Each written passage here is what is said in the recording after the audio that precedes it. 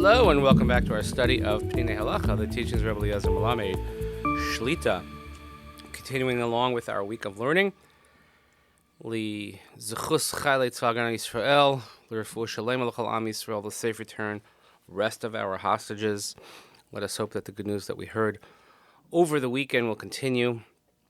And just to remind everyone that our shul, we are partaking in a mission to Israel, a chizuk mission.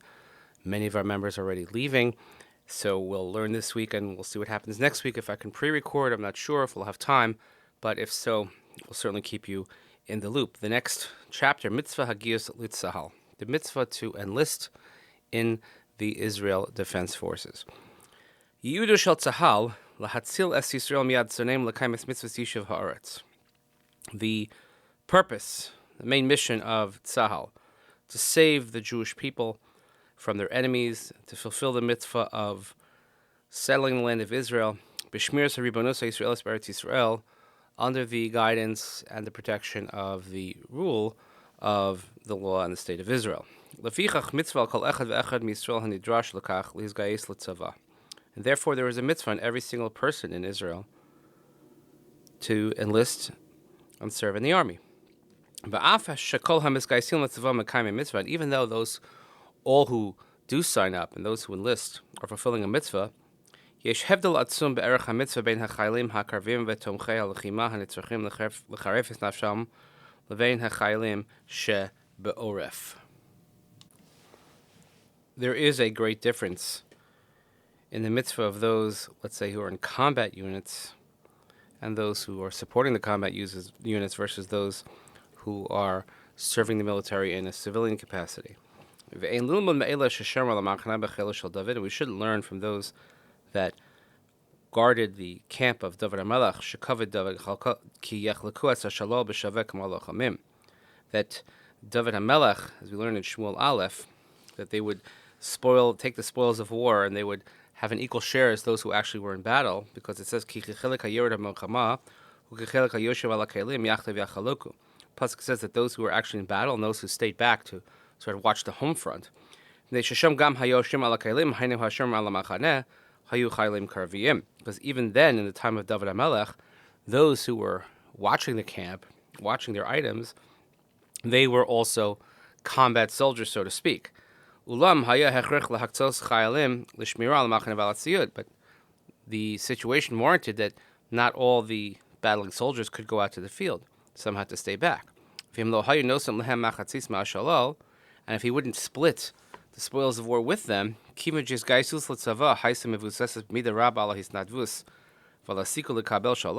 since their joining the forces was based on this volunteerism, but also perhaps the reward of spoils of war, knowing if they wouldn't get that reward, they perhaps wouldn't enlist or fulfill their purpose. And furthermore, even if they were in danger, because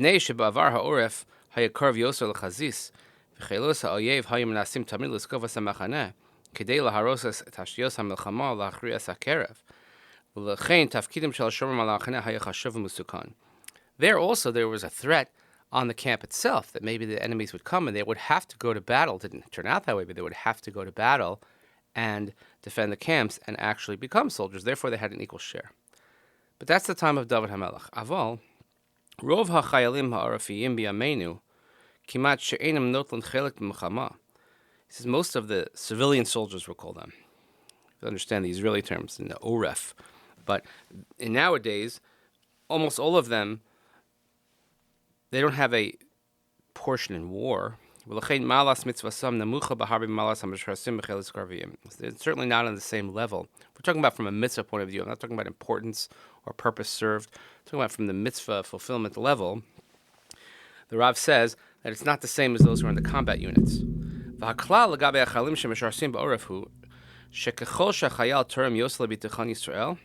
The principle is that the more that a soldier gives and contributes to the protection of the land of Israel, so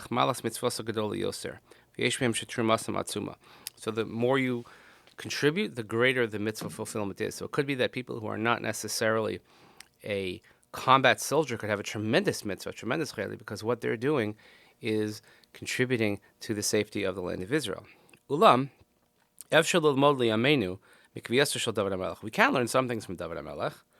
She'en lechalek lekvoa madrigos ben hachalim karvim leichelosem v'chidosehem shakulam shavim chashivosam. That maybe we shouldn't make any sort of levels between, let's say, combat soldiers or anybody in their units, because everybody is equally important.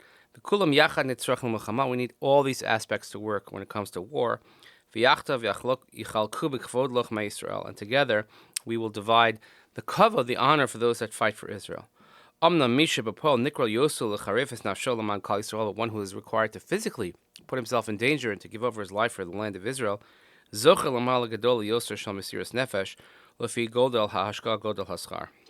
he has a greater merit when it comes to giving over of his life, Mesiras Nefesh, and also when it comes to reward. Already with enlisting, training, etc., the Chaylim are fulfilling their mitzvah. For our enemies know, once they know that we have a strong army, it puts fear in them. They hesitate. They don't necessarily want to go to war with us. So it comes out that just the actual enlisting, drafting, training in the army without actually going to battle is helping to preserve and safeguard the land of Israel and also fulfill this mitzvah of Yishuv Ha'Aretz. Sometimes it's not enough, and sometimes they have to actually go out into the field. And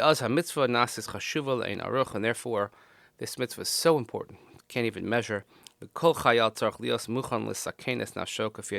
as we've discussed, every chayal, every soldier, has to put himself for the sake of the klal, even in situations of danger.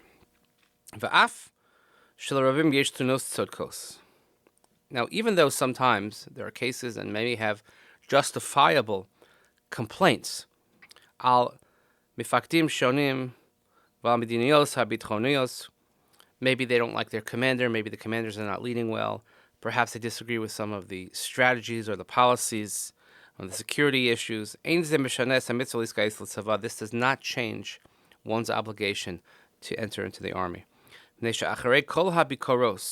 Because after all of the investigations, after all is said and done, if we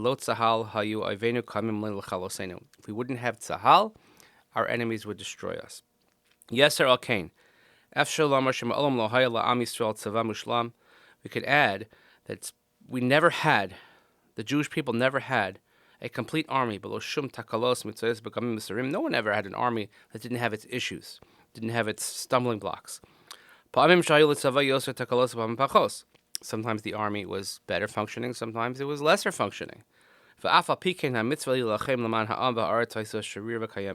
doesn't change the fact that the obligation to fight for Israel, to fight for the land, to fight for the nation stands. That obligation is still there despite any issues we may have. And we were not zochet to fulfill this great mitzvah, we had tremendous difficulties, tremendous tsaros. Alkein, kasher yesh bikoros al tzahal, tzarch l'omra, k'dei l'shaper et ha'matzav l'sakno. So when a person has issues with tzahal, so you have to articulate them, you have to try our best to smooth out the situation, to fix the issues. But this does not free someone from joining, enlisting, and drafting into the army. I know it's a very controversial topic depending on which community you're in. We're talking about the community, of course, of Rav Melamed, of the Dati Le'umi community, where drafting into the army is a rite of passage. It's a mitzvah. That's why you find so many in this community also in officer ranks, because the greater the responsibility, the greater the mitzvah it is. In any event, we thank and we salute each and every chayal and chayalet puts their lives on the line, whether on the front lines or in other places. And we saw before October how people were using this as a weapon, that they're not going to serve in Miluim, and how quickly that changed when it really mattered that 150% of our soldiers coming to serve and to protect and to fulfill this holy mitzvah. Let's hope that we can indeed conquer our enemies and maintain the safety and the sanctity of our beloved state of Israel, Eretz Yisrael, Medina Yisrael, Torah Yisrael. Thank you for listening. Please continue davening for the IDF. Refuah Sheleimah la'am Yisrael, with safe return of all of our hostages. And thank you for listening. See you here next time.